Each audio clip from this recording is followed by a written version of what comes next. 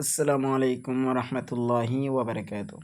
আজকে আমাদের দিনাজপুর আনোয়ারুল উলুম আজিজিয়া মাদ্রাসার তালেবা এত সুন্দর করিয়া একটা দাওয়াতের মধ্যে যাইতেরা আর সই একটা ভিডিও আমি করি আপনাদের সামনে শেয়ার করি। এই আনোয়ারুল উলুম আজিজিয়া মাদ্রাসা অনেক পুরানা মাদ্রাসা।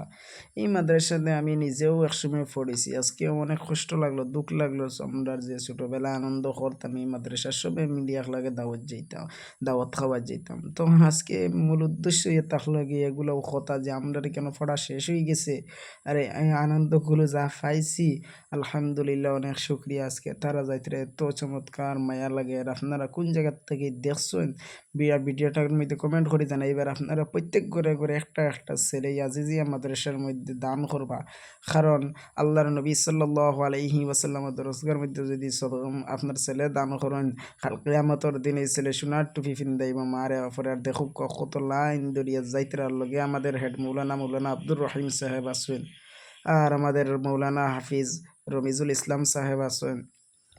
খুব সুন্দর লাগে দাওয়াতের মধ্যে যাইতরা। ইন কয়েকশো তালেবা আছেন, আর দেখতে পাইতরা আমাদের স্যারও আছেন মইনুল হক স্যার, আর ইনও দেখা যার মৌলানা তাহির কাসিমি সাহেব আছেন। আর মাদ্রাসা ভিডিওটা শেয়ার মারিয়া দেখো।